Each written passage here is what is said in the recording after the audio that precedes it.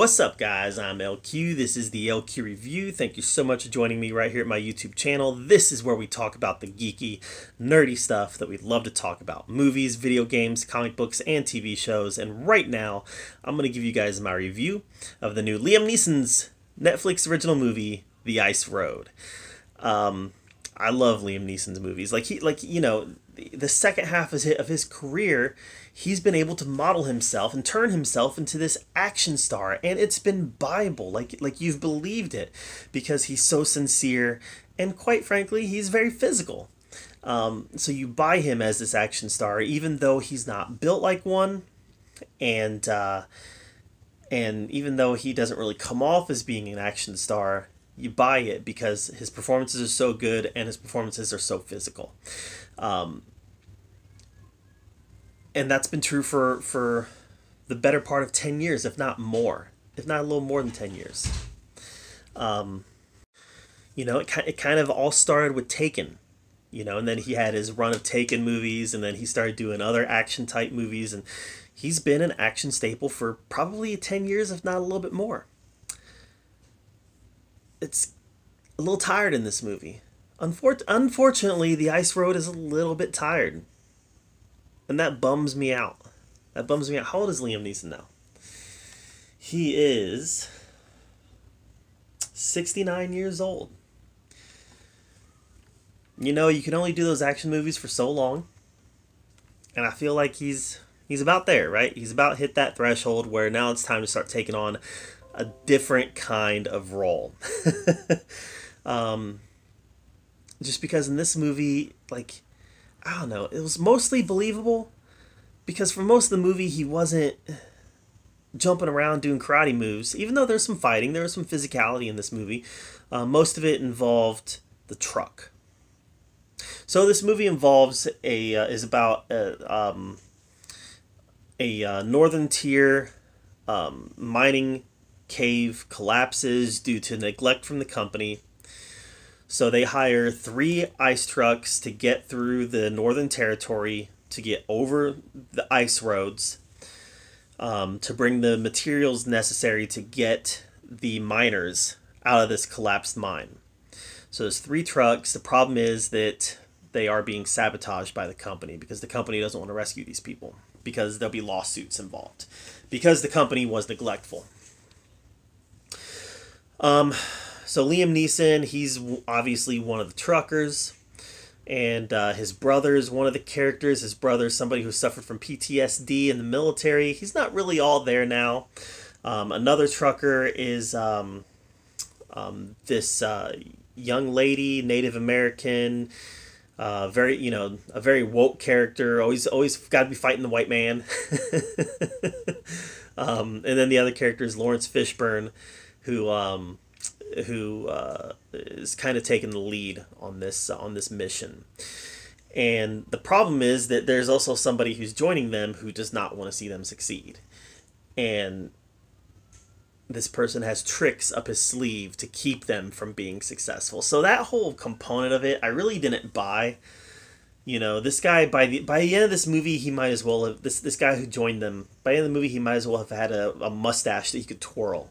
Because that's how diabolical this character got. It got a little cartoonish towards the end. And it was one of those movies where, if it could possibly go wrong, it's going to go wrong. That's the type of movie The Ice Road was. And I kind of got a little tired of it towards the end. It's like, all right, now we're going to do this. It's like, why can't we just... I understand the movie has to continue. I get it. But at some point, at some point for me, this movie became a little cartoonish. There were some nice action sequences in it. And to be fair, there was some CGI sequences in this movie that worked. They were thrilling CGI sequences that for the most part, I bought them. Yeah, I could tell they were CGI, but, you bought them. It was good enough CGI. The movie, to be fair to it also, it's very fast-paced. It doesn't really drag in any point at all, does the movie drag. It goes from kind of one disaster to the next disaster, to the next disaster, to the next disaster, all in an effort to get these materials across this frozen lake so so they can save the miners. It was fun to see Matt McCoy in this movie, Lieutenant Lassard, Eric Lassard's nephew from Police Academy 5 and 6. I didn't even know he was still alive. And here he is. He popped up in this movie. I was like, that's Lassard. So that was cool. I half expected to see him, running through an airport trying to tackle a purse thief. But it was nice to see him acting. I did go back and look at his acting career, and it has been 5 years since he's appeared in a movie, so it was cool to see him here. But guys, other than some fun action sequences by Liam Neeson, some nice special effects, and to be fair, these special effects are really nice. And other than seeing Lieutenant Lassard pop back up in this was it felt very B-movie-ish. And it really felt like Liam Neeson deserved better than this. It just didn't feel up to his standards. And maybe he realizes, I'm at the end of my career, I'm trying to get as many of these out as I can. And that if that means doing some for Netflix, that means doing some for Netflix. And to be fair, I like this one. I like this one more than his last one that was also set in the cold. What was that movie called? Let me check. Well, his last one was not set in the cold. His last one was what? The Hitman? I don't know. They're all kind of running together. Let's see here. We have Liam Neeson's filmography. That's what I'm looking for.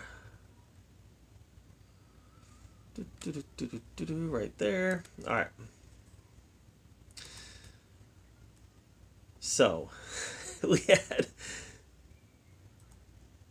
The Ice Road, and then we had The Marksman, not The Hitman, The Marksman. And we had Honest Thief, Made in Italy,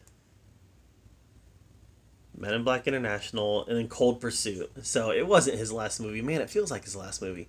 Cold Pursuit, The Ice Road was better than Cold Pursuit. Yeah. It was better than it was also better than The Honest Thief. The Marksman I haven't seen yet. And I should see it. It's on streaming now.